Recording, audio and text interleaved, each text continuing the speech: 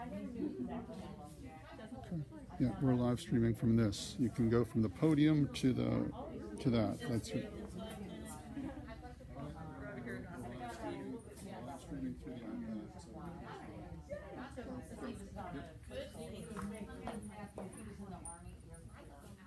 Good morning, everyone. Hi, my name is Holland Perryman, and I am an intern at the Pat Conroy Literary Center. Welcome to the Pat Conroy Literary Center's 4th annual Lowcountry Book Club Convention. In previous years, this event has been held at the Technical College of the Lowcountry with over 100 audience members from different book clubs all across the Lowcountry. This year, circumstances are, of course, very different because of COVID. But thanks to the generosity of South Carolina ETV Lowcountry, we are able to live stream today's 3 sessions from the ETV Lowcountry studio so that we are able to have this viewed from anywhere.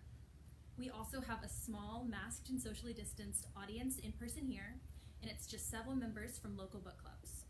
Whether you're with us in person today or you're watching this from home, we hope today's programs help remind us all what we love most about immersing ourselves in good books and sharing our stories with a community of engaged readers. ETV Lowcountry is home to the award-winning author interview show By the River, and it is now in its 3rd season and sponsored in part by the Conroy Center. I actually got to visit this summer a few times and meet some amazing authors and learn from the amazing crew. To welcome us this morning, we are honored to have Holly Jackson, host of By the River and Director of Content and Operations for ETV Lowcountry. Please welcome Ms. Jackson. Good morning. It is really great to see people together, no matter if we are in our masks and spaced a little farther apart than normal. It's really fantastic because it's just a sign that maybe we are just a little bit closer to what we knew as normal. Again, my name's Holly Jackson, and I'm the host of By the River and also the Director of Content and Operations here at ETV Lowcountry. I want to welcome everyone who is watching us online and you here who have come into our house, which I always tell people that it's your house too. Anybody in South Carolina, I say, come on by. They say, what do you do here? I said, well, come by and let me show you. We are super proud of this set here. I don't know if you've ever gotten a chance to watch By the River, but we've come a long way in 3 years. And season 3 will be airing in October 1. If you want to mark that down, is our first show. And I want to, if I can pull it up here on my phone here, I want to tell you just some inside information. This is really hot off the press info. So October 1 is Wanda Lloyd, and that is coming full circle from Jim Crow to journalism. And then the next week, October 8th, we'll have Natalie Dupree. October 15th is Marcus Amaker. October 22nd, we have Wiley Cash, who you'll hear from today. And October 29th is Susan Zarenda, who a name you all might know very well. And these will all air at 8:30 p.m. and then they have a repeat later on the next day at 5 p.m. So you can, and we tend to repeat things and repeat them a few times. So if you missed the first one, then chances are you might run into it a little later, months down the road and even years. So anyway, I just want to again say thank you for coming, and we just appreciate you supporting this, and we really love the partnership that we have come to experience with Pat Conroy Literary Center, and they have been such a huge help to us in terms of getting great authors. Jonathan, I can't thank you enough for that. I mean, we've just gotten some great people. You've heard the names that I just read, and so we're just so blessed and thankful and proud to have the names that we do. I credit it entirely to Jonathan and his, relationship that he has with these authors. So I hope you all have a great time today, and it looks like you're going to have some colorful masks whenever you leave, so it sounds like a lot of fun. Thanks a lot.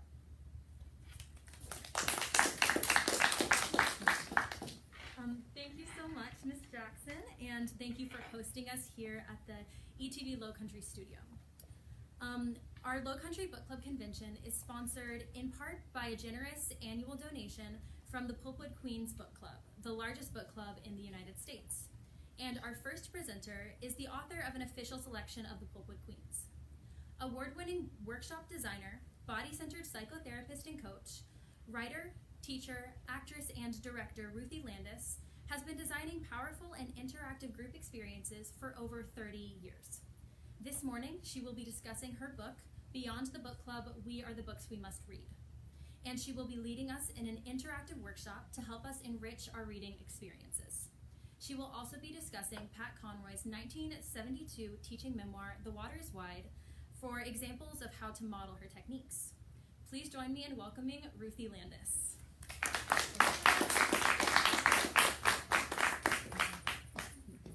Thank you, Holly. My husband made me this mask, I want you to know, to match my outfit. I want to thank him for that and acknowledge him as I take it off. Get it caught. So, thank you, Holly and Holland, and thank you, Jonathan. Of course, it would get caught on my earring. Anyway, and I want to thank you guys for coming here today and being part of this to help me in my presentation, because my work is with live people and in facilitating greater awareness and community. And I guess I have to take off my earring, so I'll be a little asymmetrical. Okay. So, I was lucky enough to meet Jonathan this last January at the Pulpwood Queens Convention in Jefferson, Texas, and we talked about maybe me coming and doing some experiential work. Little did we know that it would be not so easy to do that, right? So in the interim, I was brainstorming and stuff and realizing that, you know, I have a YouTube channel and I have videos and all this stuff, and that I really couldn't use any of it today. And then it was like, this is perfect, because in Pat Conroy's wonderful memoir, published in 1972, but oh my goodness, how topical and meaningful now. He goes off to Yamacraw Island to work with these little kids from 5th grade to 8th grade, and all he has is experiential learning. These kids haven't been able to be taught they weren't taught to read or write, and it was through experiential learning, through music and laughter and video. I mean, he had a film projector, an old-fashioned film projector, and a phonograph, and he could play music for them. And it was through that kind of learning that he cracked them open, and he cracked himself open. And so I thought, okay, all I need is some visual aids and some music, and I can do that too.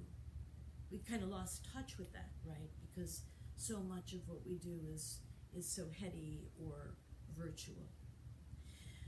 So I want to thank you again, Jonathan, for having me here. And I'm going to begin by reading the very beginning of the book is a poem.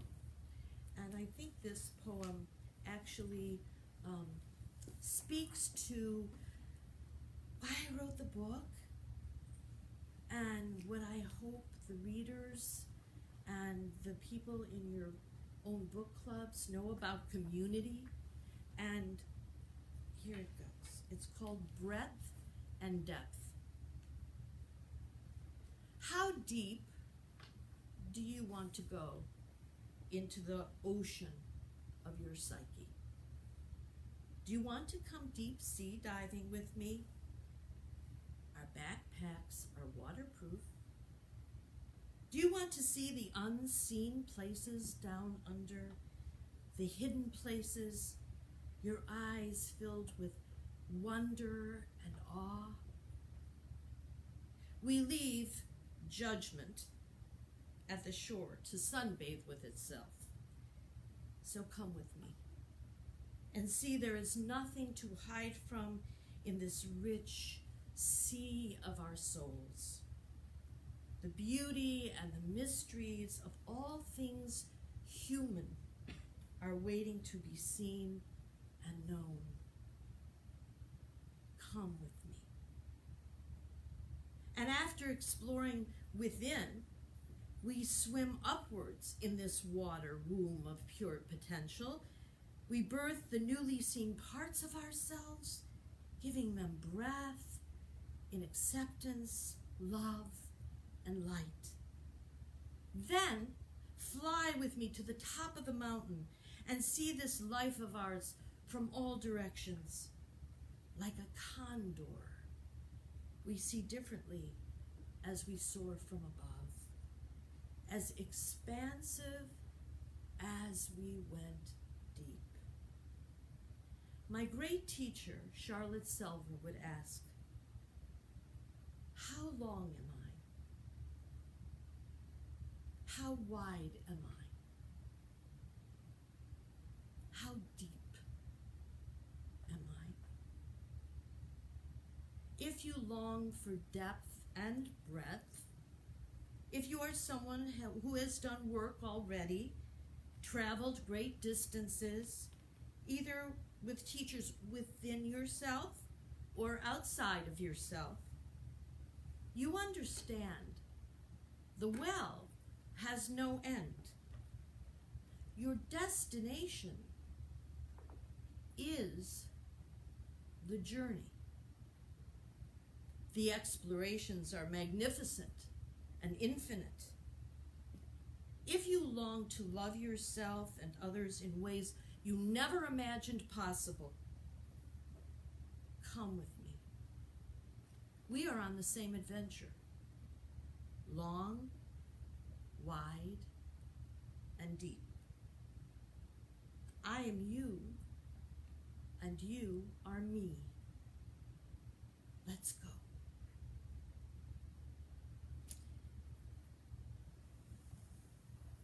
So I want to say first to the wonderful participants that are here, that on your tables, they have separate distance tables, there's all these supplies for making a mask. So, you know, how ironic, here we are wearing masks, and we're wearing it as a love for other people, as a kindness for other people. And so we're going to also explore the different kinds of masks that we wear in our lives, and making masks is one creative activity into that. So while I'm plappling along here and talking with you, I really invite you to take the masks I've given you with markers and pipe cleaners and all kinds of stuff, and to begin to play and doodle with it at the same time. Color them. It doesn't matter. You can hear, you can listen, and if we do a little activity, then you can stop. But I invite you to be in your own creative process while we're working today. It's a way to break yourself open and to have some fun too, and to bring our little inner children into the space with us, which is a really important thing for us to access these days and every day. So just get going, play around, doodle. I remember when my son was a little boy and his teacher said, you know, when I'm reading in reading hour, he's doodling, he's got his hands doing something else. And I said, well, did you ever ask him if he was listening to what you were reading? Oh, no. I said, well, why did you ask him? And she did. And he quoted back exactly what she had just read and understood it. So moving your hands and being creative, it doesn't get in the way at all of your comprehension. In fact, experiential learning, I can't remember the statistic in the research, that you're 90 to 95% more retentive about what you've learned through experiential learning as opposed to being talked at. So I'm going to try not to talk at you too much today. So I want to tell you how I came to write this book. In 2008, 2009, Michelle Obama had made a comment, if you want change in the world, in your world, then you have to do something about it. So I sat and I thought, what is it I can do? I mean, I didn't know what I could do to change the world into a kinder place. And so one of my colleagues named Lisa and I talked, and we said, well, for a whole year, in fact, we are going to give every month a pro bono workshop for women. And we did this for a year, exploring different topics. And it was called Reconnecting with the Woman Behind the Mother, a journey back to yourself. Now, the people that came did not have to be mothers. They just had to know that mother energy that makes us sometimes quite self-forgetting. And so we had all kinds of women of all ages coming once a month to our workshops. Fast forward, and at the end I thought, there's a book here. I don't know what it would look like, but there's a book here. How to make more intimate gatherings. How to deepen our experience with each other. How to make those meetings safe and meaningful. How, in doing so, we're able to maybe recognize our masks and even set them aside so that we can be more authentic with each other. So fast forward to a couple years ago, and I decided I'm going to do this again, and I'm going to call it Beyond the Book Club. We are the books we must read. And as I organized it again, each month for a year would be a topic of some sort. I would write a story about that topic. And the story would be 3 to 5 minutes. And then we would launch into 2 hours of an experiential workshop. And I want to read to you a couple things of how people received this, what the participants said. I come hungry and I leave full. That was Susan, she's a mom. This is from Pam, who's a hospice nurse. Ruthie's gatherings offer me both inner solace to weather the storms of my everyday life and inner strength to discover and deepen my inner resources. Being able to have these conversations with other women of all ages fills me with connection and community in a real way, unlike social media interactions.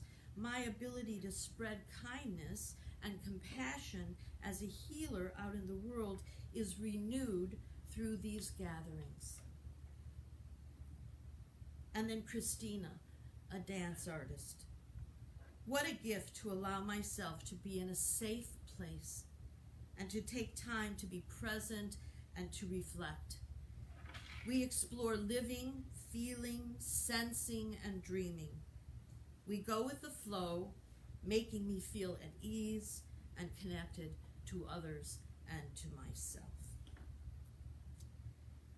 I was really fortunate that these women would meet with us every month. And through that, I decided, well, what am I going to do? So we see here, I'm going to do a little pitch here on my main page. Beyond the Book Club, we are the books we must read. And then last year, I published Acting Lessons for Living. Play the scenes of your life with intention and authenticity and pure potential. And coming out at the end of this month is the guided journal and activity book that goes along with it. So today I wanted Beyond the Book Club to meet The Water is Wide. We'll be doing that in a second. So the intention of this book is to grow intimate and meaningful tribes through literacy and self-exploration. Take your wisdom and your discoveries back out into the world.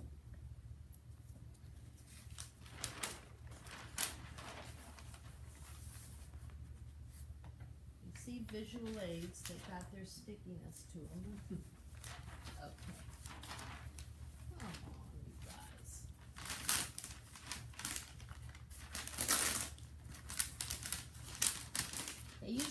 flip charts without the sticky stuff. Now they've got the sticky stuff. So Aristotle said, for the things we have to learn before we can do them, we learn by doing them.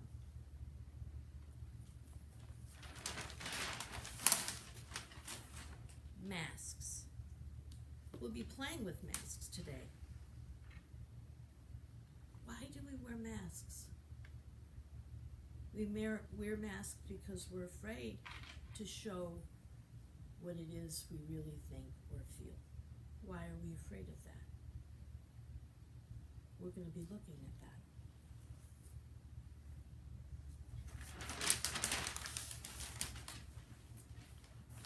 So I want to tell you a little bit about the bones of the book, the structure of the book. How is it that we can truly dive into ourselves? So, through stories, we always know that's one way. Other people's stories and our own stories, and beginning to see that really your story is my story if we look closely enough. Through activities and meditations, this area in the book I have called the in-between, like what happens after we have learned what we've learned about ourselves, then what do we do with that? And the in-between sections of this book is the month following until we meet again, some activities and journaling that you can continue to explore what you open the door to. Now, I was like, okay, if I'm not the person there leading the workshop, then how are we going to do this? So after I wrote the story, I decided to create a script. And the script has a master of ceremonies, and the master of ceremonies has what it is they're supposed to say about the topic and how they can lead this particular book club or this particular gathering.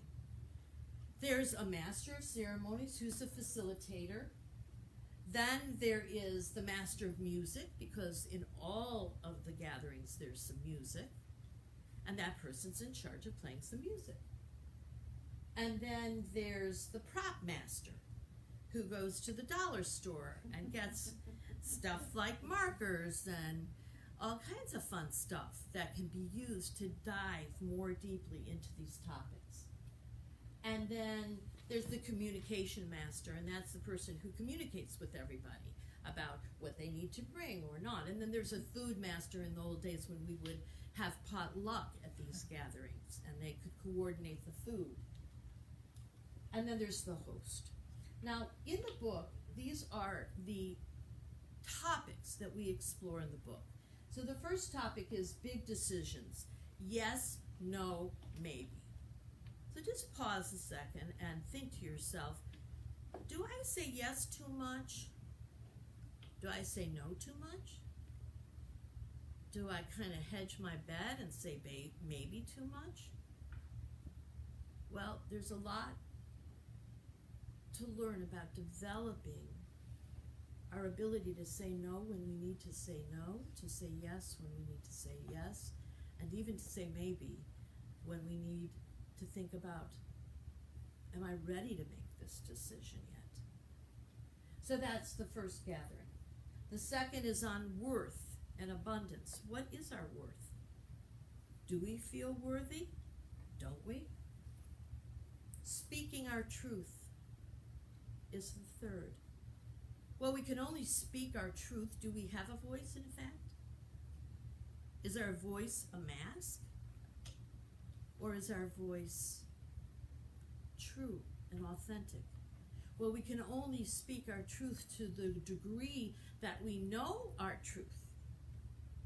If we don't know our truth, if we're oblivious to it, if we've buried it, we can't speak it. The dance between fear and joy. You would think that that would really be the dance between fear and courage, but actually what I came to see in my story was really there's this need to interface fear with joy in such a way that they deepen and enrich each other. Joy can be enriched by accepting the things we're afraid of and finding relief when that fear dissolves. And fear can be dissolved by the introduction of joy. And not joy being happy, but joy being in awe of a moment. Receiving. So, I don't know, you guys, women out there, what's been your relationship with receiving? For a lot of us, it's a very vulnerable place to receive. Easier to give, easier to control, but to receive, to open our hearts, to see that in fact, in receiving, we're giving something. Giving is receiving, and receiving is giving. And then, opposite to receiving, sacrifice. What is our relationship to sacrifice? Does it lead to resentment, or does it lead to joy? The seventh gathering is called Mundane to Magnificent. How the ordinary can be extraordinary, depending on how we look at it. What is mundane and mediocre in our lives? And how could we re-perceive those things that we do each day into the level of magnificence? Such importance, such wonder in the small things in our lives. The next one is the faces of judgment. I don't know. I have this feeling that sometimes we judge and we don't really know we're judging, and we don't understand why we're judging. And then we can even come in and judge the judge or criticize the critic. I mean, I remember a workshop that I went to many years ago in which they started off by saying, okay, I want you to put your inner critic in the middle of the circle, and then I want you to shoot it. I was so appalled because, you know, the inner critic is there for a reason. There's a reason. It thinks it's helping us. We don't want to shoot and squash any parts of ourselves. So then what is judgment good for? How is judgment there for discernment? And how does judgment lead to plays in status between each other? Then, blind spots. What are the things about myself that I don't see? I can't see them. So how can I do anything about them?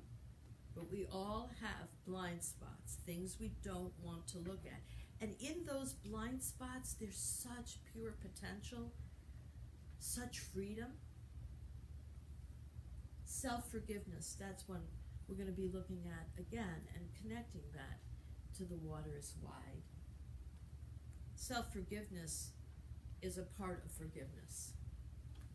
Because when we can't forgive someone, there's always something a little insidious there about something we can't forgive about ourselves. Loneliness. Boy, we're looking at that a lot now. How do we avoid feeling lonely? How do we still feel love when we're so disconnected from each other? How do we meet our loneliness? How do we work with it? Especially these times during isolation. And the last gathering was on wholeness. How all these things, all these pieces are woven together into the complexity of who we are as human beings.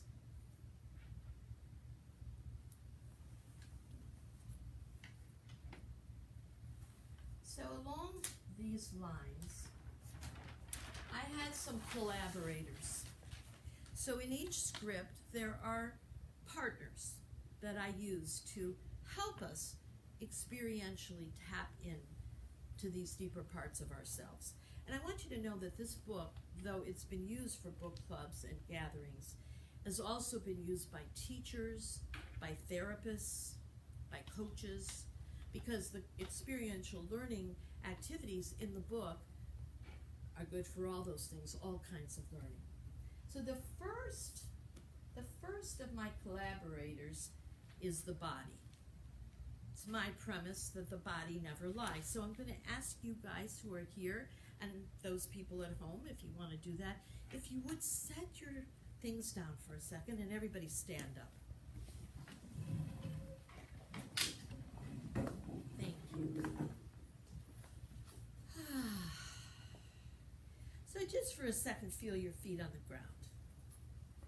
Feel your connection, your rootedness, or your lack thereof. Because one of the things we want to do, since the body never lies, is listen to its truth. We don't want to change it. We don't want to say it's wrong. We want to listen to it.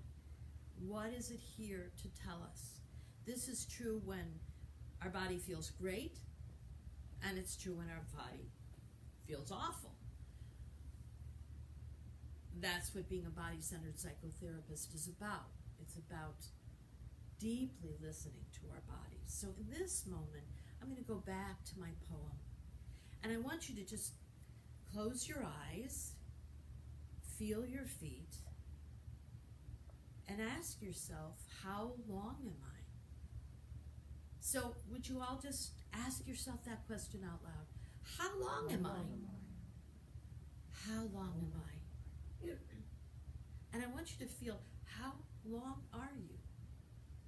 How far do you reach into the universe? And then I heard a big breath over here. You can watch when your big breaths come. How far do I reach? How far do I let myself reach up into the universe? How long am I as I go deep into the ground? How long are my roots? What stops me from going farther and becoming longer in myself? I'm only 5'1.5", and I want to be long, tall. And now ask yourself, and maybe you can use your arms, how wide am I? Let your arms open yourself up. How wide am I? How expansive do I let myself be? You know, am I as wide to the right as I am to the left, or does it feel different? Where do I stop myself? Do I just stop myself here? I'll let myself be just this wide, or do I let myself push out into this expansiveness? How wide am I? And then the last question, how deep am I? How deep do I go from front to back? How far do I let myself project in front of myself? How far do I go behind myself, into my past, into my unconscious self? And just notice what feels big, what feels small. There's no judgment here, just awareness. So I might bring up something we're going to play with a little bit later, and that is self-forgiveness. When I just say that, that word, what do I have to forgive of myself? How does my body change? Check in again, how long am I when I haven't forgiven myself for something? How wide am I then? How deep am I then?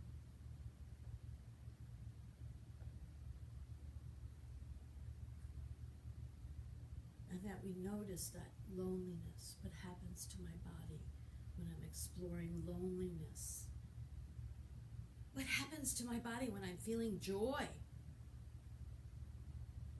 What can my body teach me about myself? So Thank you. And everybody, have a seat again. Trying to pay attention a little bit as we go to how long am I, how wide am I, and how deep am I.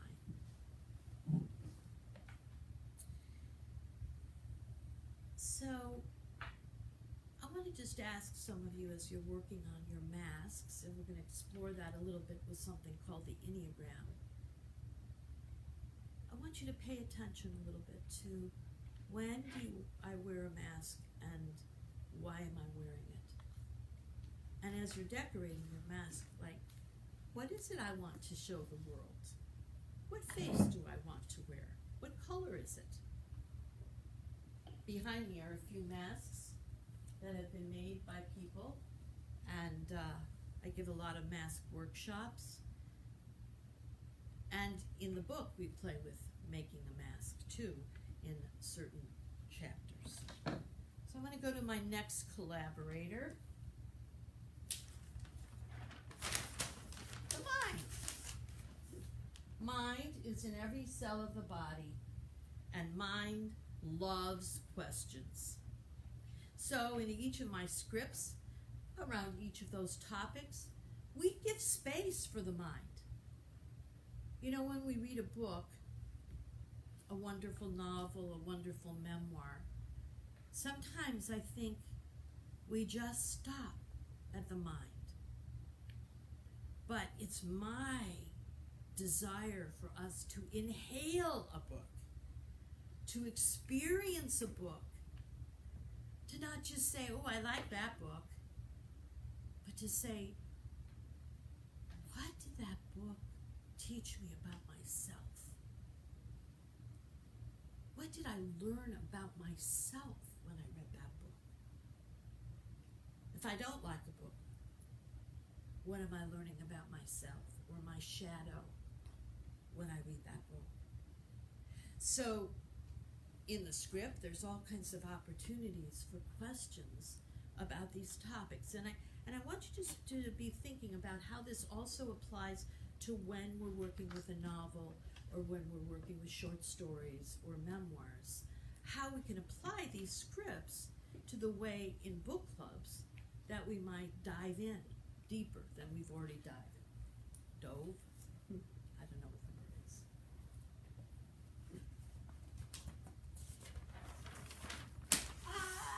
The next collaborator is the heart. The heart. Music opens the heart. So, as we talk about the water is wide, as I said, one of the ways that Pat Conroy reached these children was through music. How do we reach into ourselves in music? And when we're reading a novel or a story, do they mention music? If they don't mention music, how could I use music to explore what it is I'm trying to explore about the book? And in Beyond the Book Club, it's about one of those themes. What else opens the heart? Before I turn the page, what else opens the heart? Anybody have any ideas what else opens your heart? Food. Food opens your heart. Good. Yeah, and that is why when these gatherings took place, we always did potluck. We always had food around because it somehow opens the heart. What else opens the heart? Relationship. Yeah, so in the scripts, there are all these opportunities to have dyad, two people talking together about some questions. And also, what is my relationship to the community that's gathering together right now? And how do we deepen that relationship and that rapport? How do we set on our masks for a few hours? Put them away. What else opens the heart? Nature. It's coming up there. Nature opens the heart so much. I'm going to tell you a story, though. I give a support group, a free support group virtually online every Sunday night. It's free. And I have people really from all over the U.S., small group actually, just people that have decided to gather together. And I usually open a book and get a message that's called bibliomancy, where you just open a book to wherever it is and it gives you a message you're supposed to hear. And it was about trees. And so I said, oh, okay, so I'm going to lead a meditation on trees today. And we closed our eyes and I asked everybody, if you were a tree right now, what tree would you be? What tree would you be right now? Where is that tree? What do you see around you? And then ask the tree to give you a message. What message does this tree have to give you? And then I opened it up. And the first person said, I'm, a weeping willow. And it said, this person, and this is, said what the message was from the weeping willow. About flowing and about letting tears flow when this person was sad. And then an African American participant said, I can't associate with the trees because all I can think of is hanging from one of them.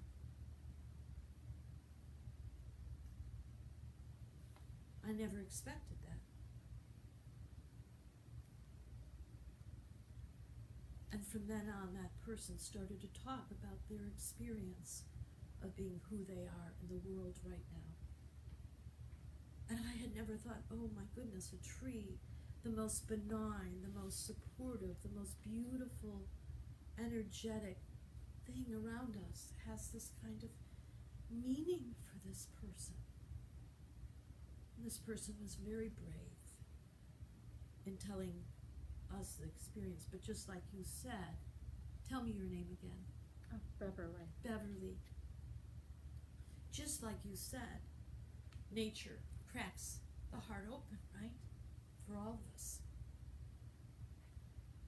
So I would say there's one other thing that maybe we haven't hit on, and that is the inner child. To crack open ourselves is to be young again. To touch into that place inside of ourselves that is very young. Before the masks were created, before the armor was created. And so in each of the scripts we look at how to touch into that young place in ourselves. And it's Mary, right? Mm-hmm. Mary, when you talk about relationship, that is one way that we can tap into relationship, is to be young again with people in our group. To find that sweetness. And again, in The Water is Wide, there's so much learning for Pat Conroy and for the reader of getting to know these young children and to know that in ourselves. So Beverly, there it is, nature. Nature as metaphor, and oh, look what I have here, weeping willows. That's my tree too. And I have a moose that we saw walking across the road. What does that moose come to tell me? Nature brings us metaphor and mirror. So in each of the gatherings, we have some element of nature. You might choose from a big basket a bunch of nature objects, and you get to choose one. And that one that you choose has a message to tell you about one of the topics that we're working on. And of course, these ways we use nature changes for each different topic that we're exploring.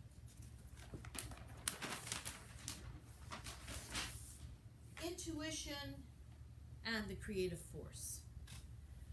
So I think they come together. In the book, there's separate stories about intuition and separate stories about the creative force, but they really do come together. And I had a wonderful teacher. Her name is Michelle Cassou. She's a French woman, and she leads workshops on process art, process creativity. And in her book, Point Zero, Creativity Without Limits, which I think is out of print now, my book is so beat up I can't tell you. It's a brilliant book, wonderful book if you can get it used. She says the mind thinks it has options. A rich imagination could come up with dozens of possibilities within minutes. Intuition, however, knows but one answer at every moment. And that's the right answer.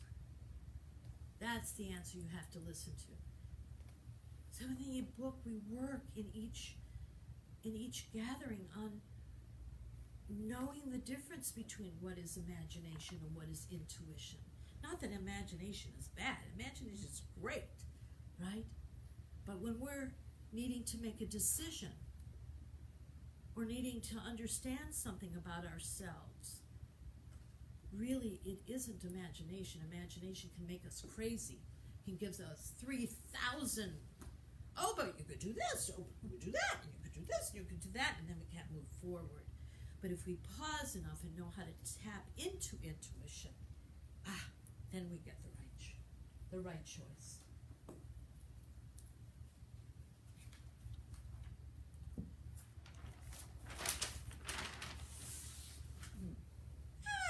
The Enneagram. Anybody here ever heard of the Enneagram? You have? Tell me something about how you came to the Enneagram, Beverly.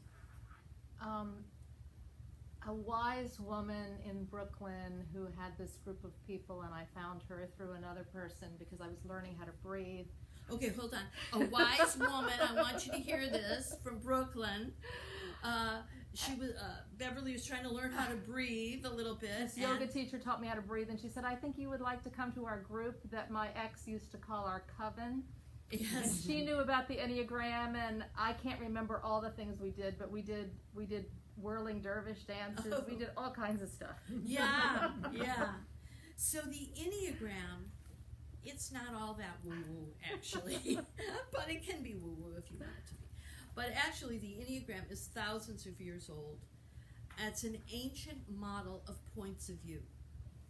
So I really don't like to call it a personality system, although it is often taught as a personality system.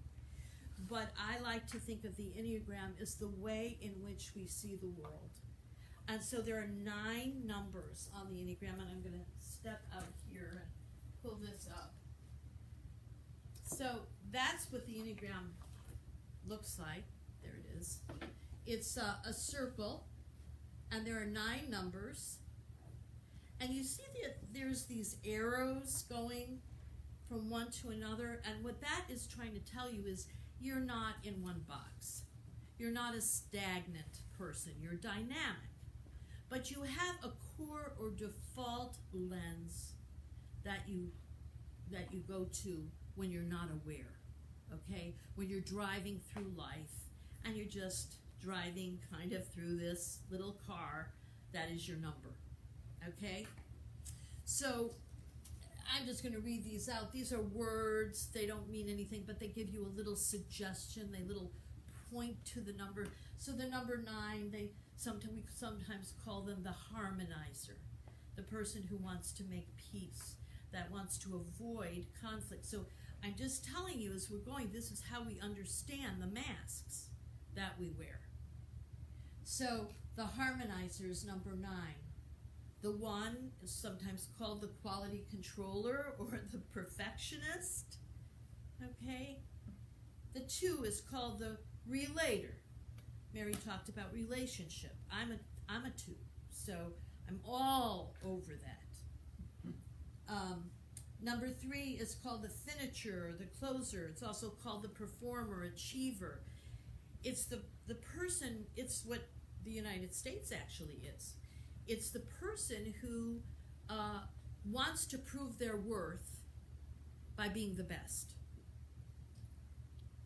The number 4, the meaning maker, sometimes called the artist, sometimes called the tragic romantic. Many teachers over the years have assigned names to it. But again, these names are just names. They can't encompass a whole persona meaning mask.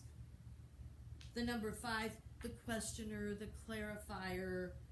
Sometimes don't call them the questioner, they call them the observer, and they call the 6 the questioner, but I think they both ask a lot of questions. Number 6, the troubleshooter, the problem solver. Number 7, the brainstormer, the innovator, the adventurer.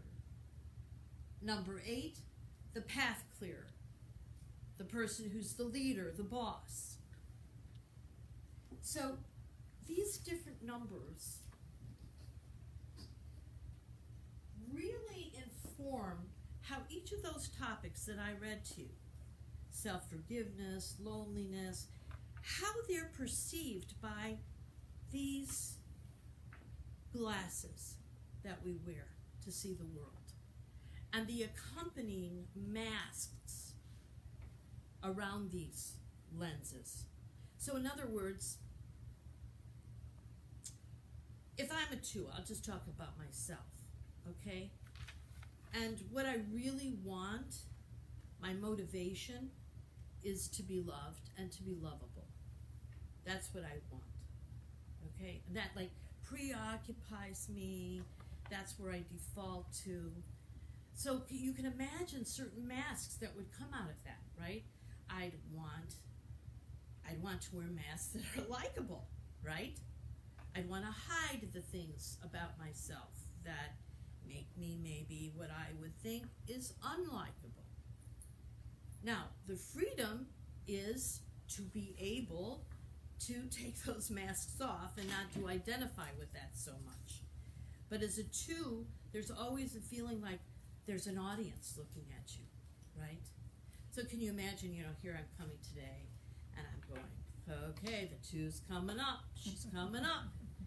And she's going, okay, I want these people to really like me, I want them to love me, I want them to like my book. And I have to sit with that and go, that's just a trance that I'm in. It's not anything to do with really who I am. All I have to do is get a clear intention, and that mask kind of just goes, I don't need to wear that so much. I don't need to prove myself so much. So in each of the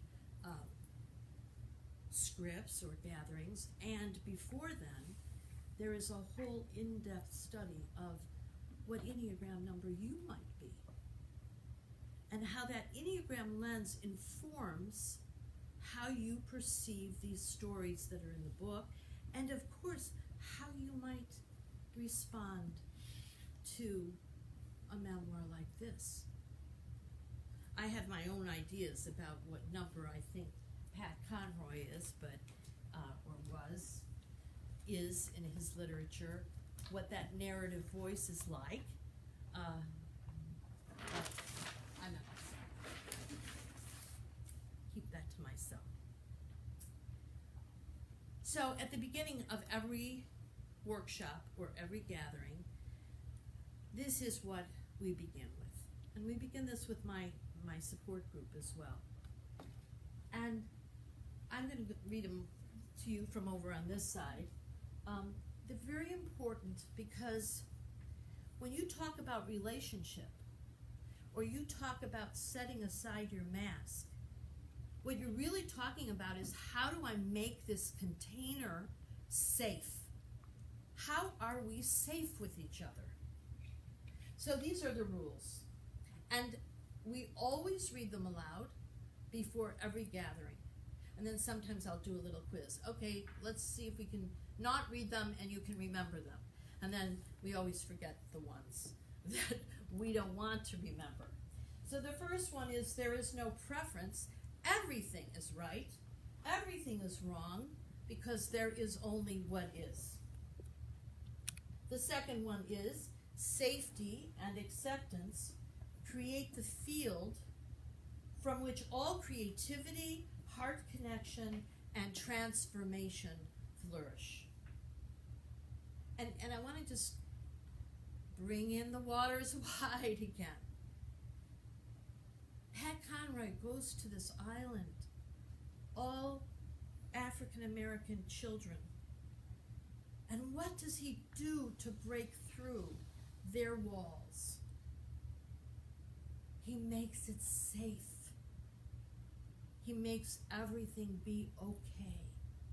Even when they tell him he's crazy, even when they call him names, it's all safe. It's all okay. So I'm going to read that one again.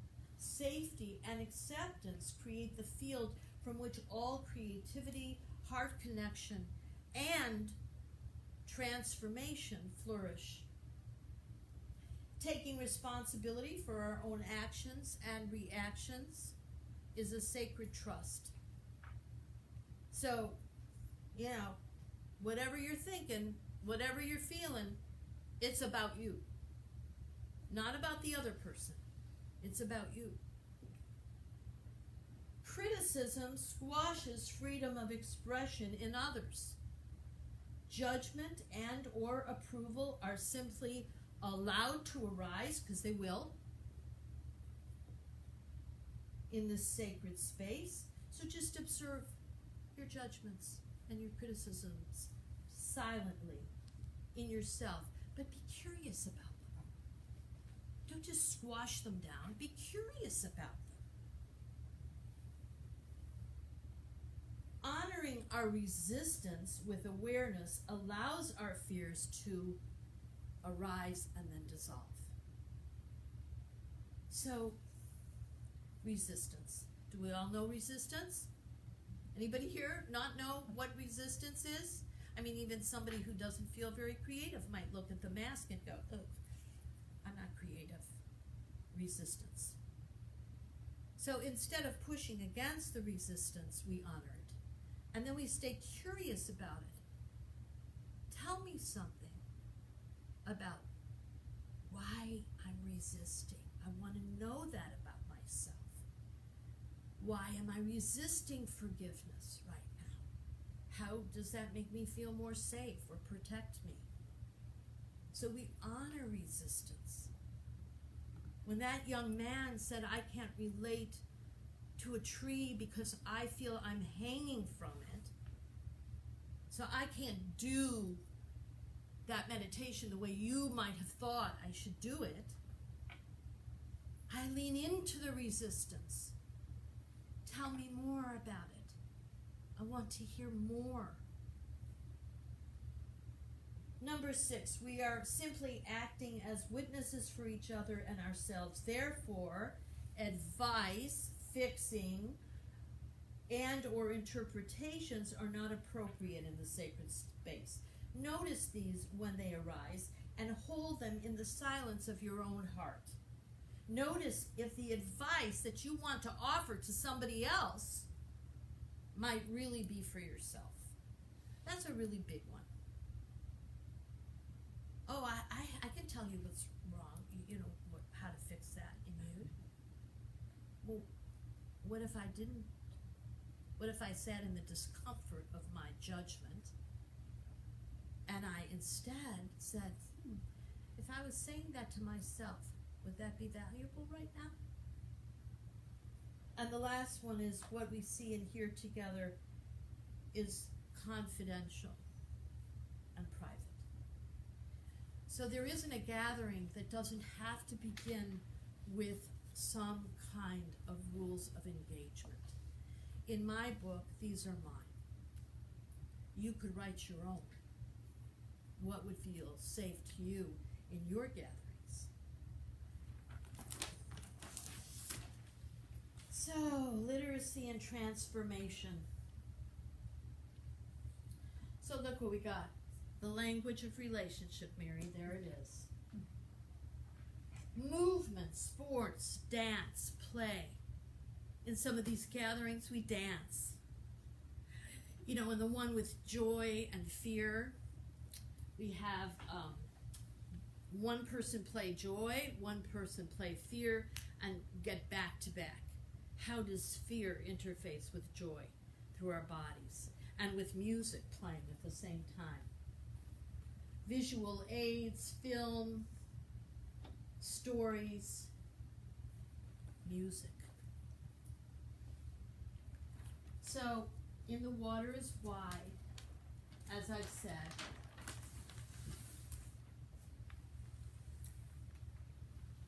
Pat Conroy goes to this island, and I just want to see my time. I'm good. So I want to read a little bit about Pat Conroy's transformation. It is mind-boggling, if you haven't read this book, to imagine that this man was in his mid-20s when he had this experience. If only many of us were as aware as he was. So I want to just read little sections from where he began and where he got to that got him to Yamacraw Island. I know I sent an email to you, Jonathan, and said, "You're an expert, please, will you tell me the answer to this transformation?" And you didn't answer me. You didn't email me back. And I said, okay, I know, I got to go digging even further. And thank you for letting me do that. You can see my book. It's pretty dog-eared. So, bear with me here, okay? Just a little note here of how he got to where he got to. My neck has lightened several shades since former times, or at least I like to think it has. My early years, darkened by the shadows and regional superstitions of a bona fide cracker boy, act as a sobering agent during the execrable periods of self-righteousness that I inflict on those around me. Sometimes it is good for me to reflect on the Neanderthal period of my youth, when I rode in the back seat of a 57 Chevrolet along a night-blackened Carolina road, hunting for blacks to hit with rotten watermelons tossed from the window of the speeding car as they walked the shoulder of thin back roads.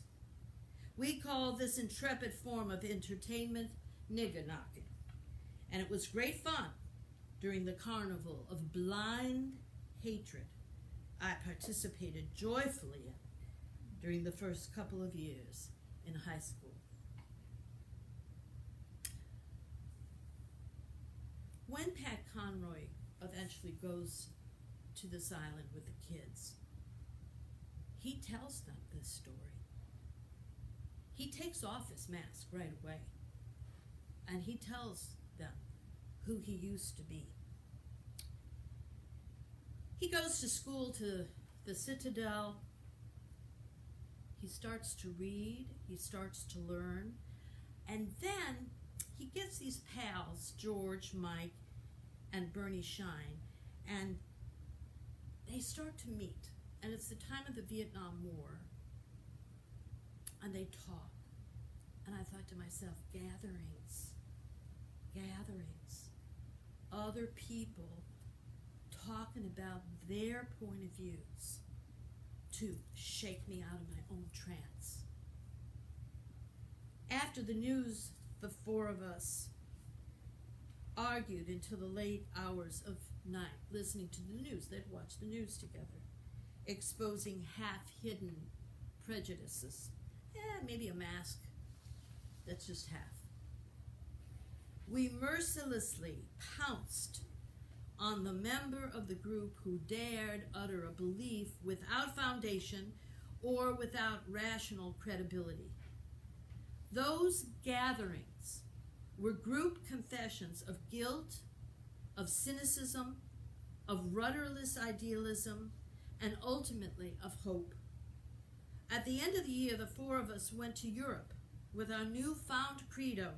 The world was good, we said, and it only needed minor adjustment.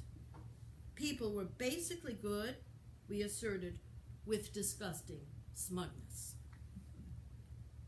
In Germany, I toured the concentration camp at Dachau and looked at the pictures of the piled bodies, starved and faceless, being shoved by bulldozers into mass burial pits. I stared at the furnace where Jews were reduced to piles of Jewish ash and felt that I stood on holy ground, a monument to the infinite inhumanity of man and society gone insane. A ground washed by thousands of gallons of human blood. A ground astir with ghosts and memories of Jews and Germans trapped in a drama so horrible and unreal that the world could never have the same purity again. The imprint of Dachau branded me indelibly and caused me to suffer the miscarriage of my hopeful philosophy. If man was good, then Dachau could never have happened. I was getting tired of my own innocence. The year was 1968, and something had happened to me in April that seemed to change my life. When the lone rifleman murdered Martin Luther King Jr. in Memphis, the reaction among the students of Buford High School, where he taught, was explosive in its generation of raw and naked emotion. And now we're going to skip ahead, and he describes the interactions with the kids at Buford. I'm not going to read it, but you got to get this book and you got to read this. Blow you out of the water. The shadow that hovered over me, white guilt, still had to be reckoned with. So in the days after King's assassination, greatly moved by the death of one I had admired so much, I lobbied for a course in Black history in a school 90% white. At that time, a Black history course was as common as a course in necrophilia. And he made his change. And he didn't want to go to the Vietnam War that he didn't believe in, and he decided instead to try for the Peace Corps, and he didn't get any responses for that. And then he heard from his friend Bernie Shine about this position on Yamacraw Island, where after the Emancipation Proclamation, these African Americans, freed slaves, were then, they went to Yamacraw Island, and they inhabited that island, and at first it flourished because they I don't know what you do. You fish for oysters, and then you shuck them, and they were fabulous oysters, and then factories started to dump into the water, and so they lost their main livelihood, and so many migrated away from Yamacraw. But the ones that were left, his little 18 fifth graders to 8th graders, he came to teach, and he changed their lives, and they changed his. So that brings me to a section in my book on self-forgiveness. And when he talks about his white guilt, I thought, why did he go and do that? He said he was a bleeding heart. He'd become a bleeding heart. But he was looking for his own transformation. He was looking for his own self-forgiveness. So I'm going to read this little section from my book on self-forgiveness. I remember attending a workshop in my mid-20s on forgiveness. As I was led through forgiveness meditations with soothing music playing in the background, I was completely in resistance. As I visualized two people in particular that I knew I should forgive, I was fully aware that I wasn't ready. I kept trying to be a good girl and do what the facilitator was encouraging us to do, but it felt forced and contrived. It was inauthentic forgiving. This demand of immediate forgiveness did not grow out of true understanding or genuine empathy. It was a phony attempt to do what I thought was right.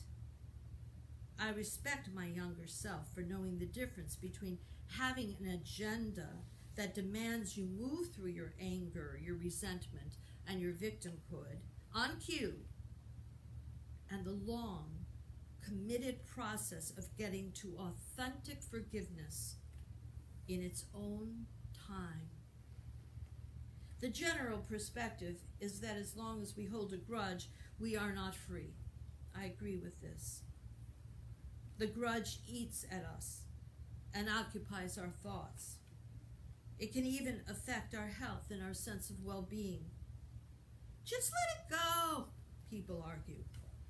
This is easier said than done, though, if we are to be honest with ourselves.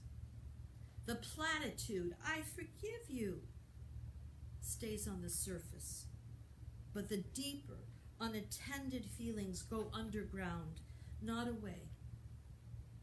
Forgiveness is a complex journey, and as I frequently say to my clients, we feel what we feel until we don't feel it anymore.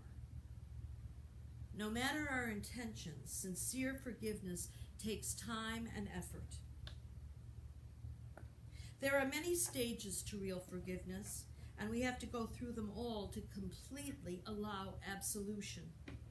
We have to feel through our victimhood and sense our loss, whether we have been duped, demeaned, abandoned, injured, physically or emotionally, or robbed. We have to accept the fear that lives within us, that the hurt will go on forever. It is only natural to feel angry, in pain, and even vindictive. Victims can become perpetrators, just as perpetrators were very often victims. Victims of violent crimes and their loved ones have an unimaginable road to travel. Victims of sexual, physical, mental, and emotional abuse may need to work on forgiveness an entire lifetime. The word victim has become a highly judged word. Stop being a victim, we are told. And in that very dismissal, the victimization is perpetuated. You cannot shame someone into true forgiveness.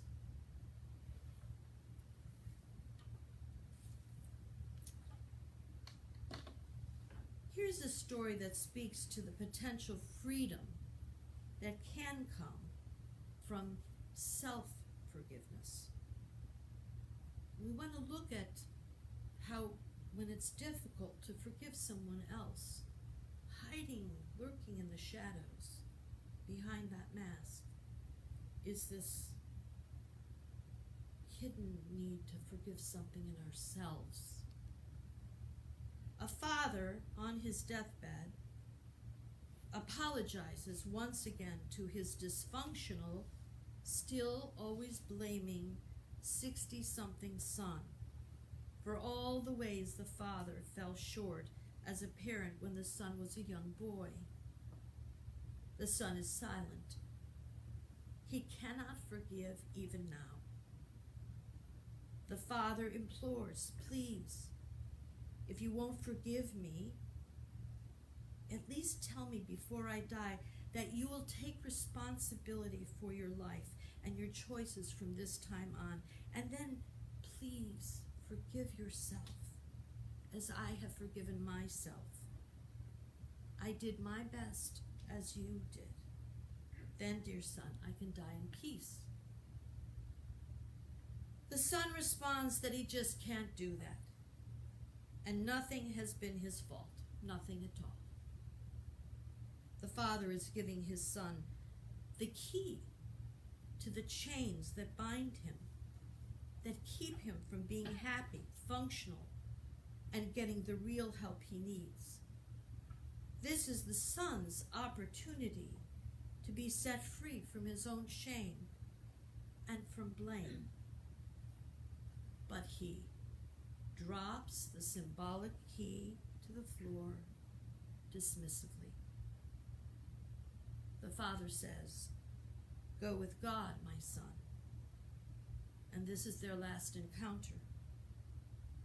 The Son dies only 6 years later, wearing those chains still. Forgiveness is the process of concluding resentment, indignation, or anger as a result of a real or perceived offense, and ceasing to demand punishment or restitution. It requires looking in the mirror and owning your own peace. It requires transforming the hurt into compassion, the shame and blame into acceptance, and the fear and pain behind it all into love. This transformation does not take place because someone grovels enough or gets paid back for their wrongdoings. There is no score to be settled. Ask the family of a child who had been abducted and killed, and the perpetrator was put to death. An eye for an eye does not release the pain and suffering for the survivors. It is only forgiveness of the self first, and then an authentic forgiveness of the other, if possible, that allows true healing to occur.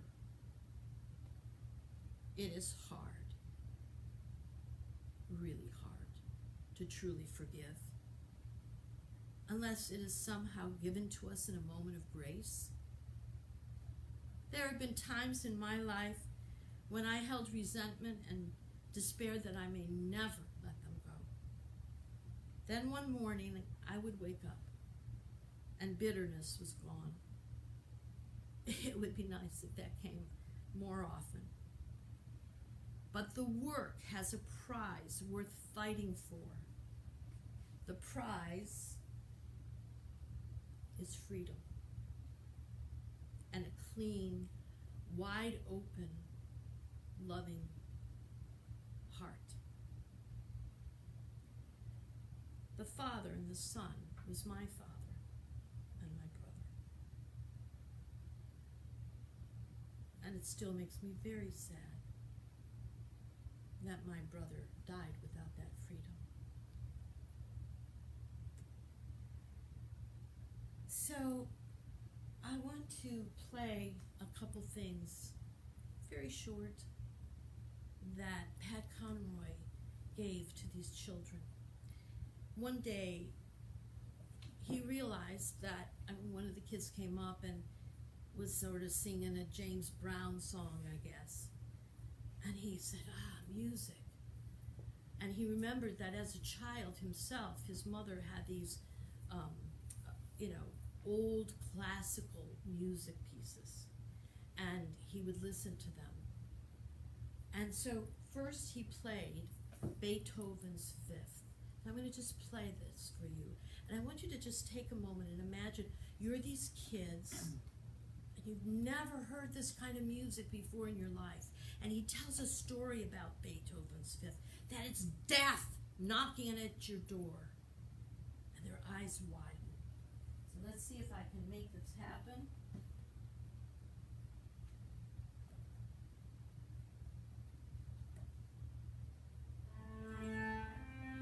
No, wrong one.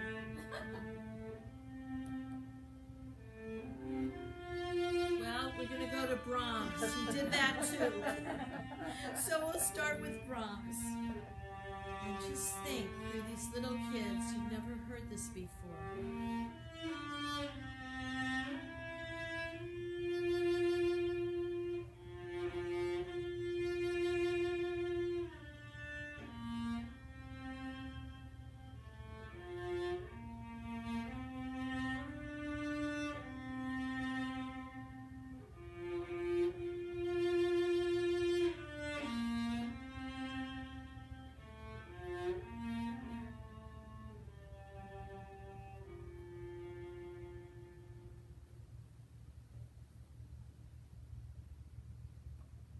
of those kids heard that music, and the music held them and rocked them like they'd never been held before, and they wanted to hear more, and then they all memorized the music, and that's how he got to them. Now let's see if I can do this. I don't know where the other one went. Let's see. Okay, Beethoven, let's try it. There it is. Death knocking at the door.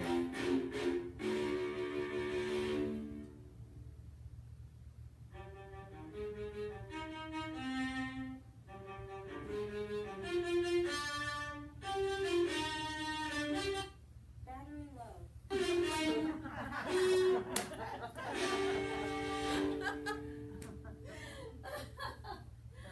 That's so funny.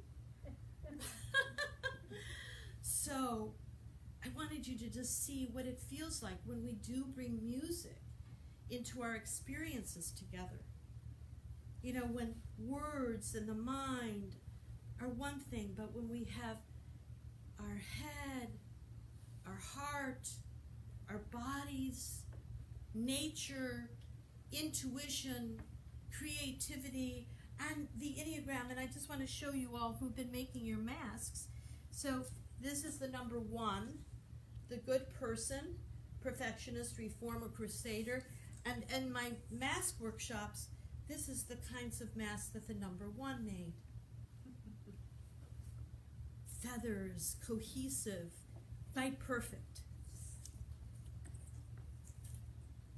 This is the mask that the peacemaker person made.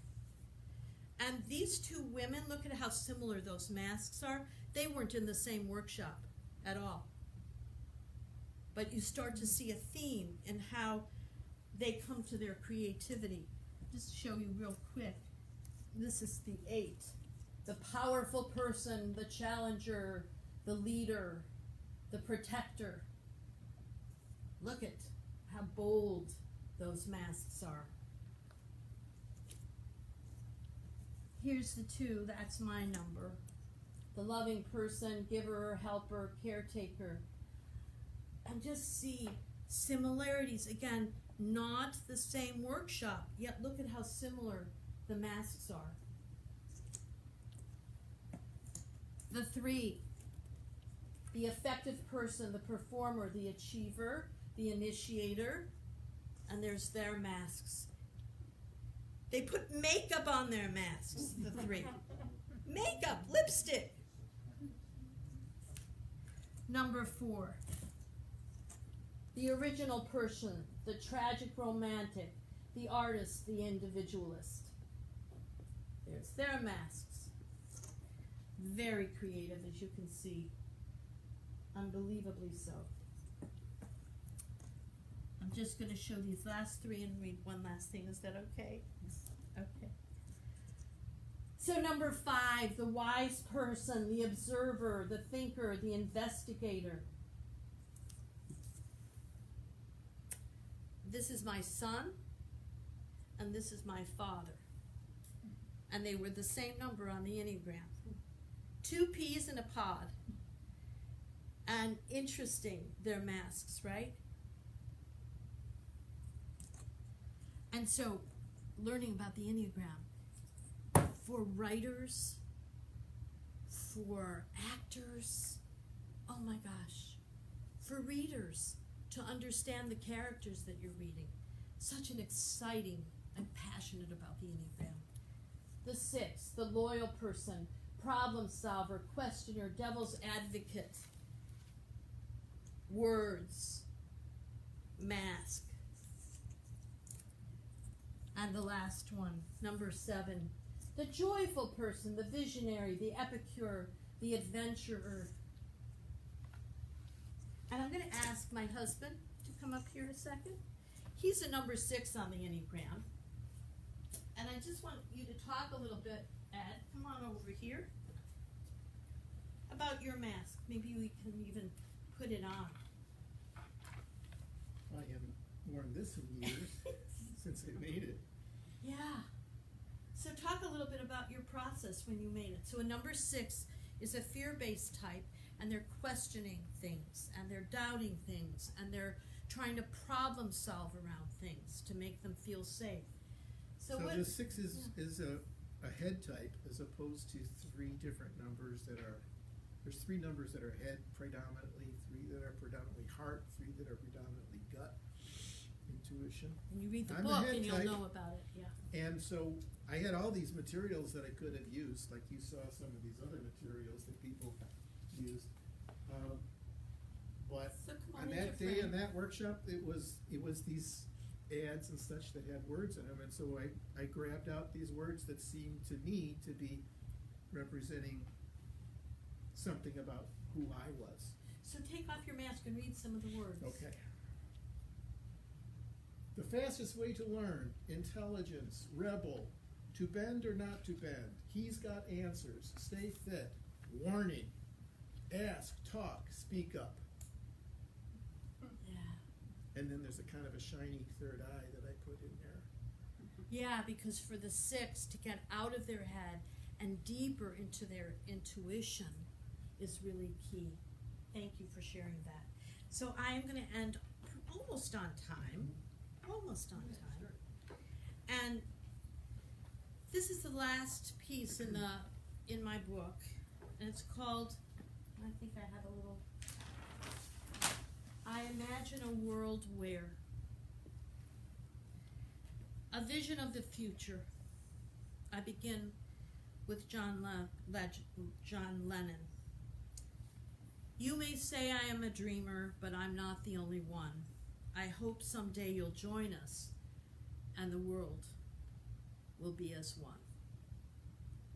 I imagine a time when all humans will value the intimacy and satisfaction of gathering together to have important conversations about things human with openness and acceptance.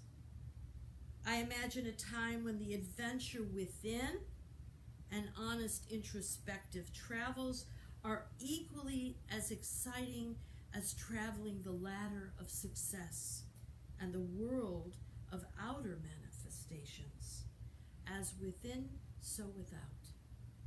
I imagine a time when all humans will want to know themselves well, taking responsibility for their choices and behave generously to themselves and others. I imagine a time when all humans prioritize acknowledging their fears and vulnerabilities, rather than forcing them into the shadows and then projecting them onto other people. I imagine a time when all humans realize their interconnectedness with each other, the planet, and the universe. I imagine a time when all humans try to make decisions consulting their whole heart as well as their whole mind and their whole body. I imagine a time when all humans will consider the highest good for all with equanimity. I imagine a time when all humans know their true value, using presence, awareness, and kindness as their measuring tool and not their achievements and their wealth. I imagine a time when people will speak their truth while acknowledging that their truth is not the only truth. I imagine a time when all humans will understand that giving is receiving and receiving is giving. I imagine a time when all humans will seek help when they are suffering and show up when others ask for support during their suffering. I imagine a time when all humans learn to forgive themselves and others. I imagine a time when wholeness includes the complexity of the human with love, compassion, and understanding. In the foreword of this book, Frances Roth Luber calls this the new human. Barbara Marx Hubbard futurist and author, calls this the universal human. And we are evolving. In the next 30 years, we can destroy our world with the very same powers, spiritual, social, scientific. We can evolve our world. Our mission is to serve as catalysts for a planetary awakening in our lifetime, to take a non-violent path to the next stage of our evolution. Let's start now. We can grow and evolve. We can. And we must. We are the books we must read. We are the books we must study. Our micro-truth becomes the macro-truth. I begin with me. How about you? Maybe I am a dreamer, but I'm not the only one. If you long for depth and breadth, you understand the well has no end. Your destination is the journey. The explorations are magnificent and infinite. Come with me. We're on the same adventure. Long, wide, and deep. I am you, and you are me. Let's go. So thank you very much.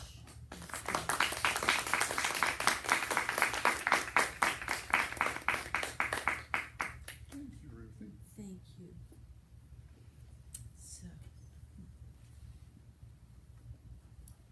Gotta stop our live stream.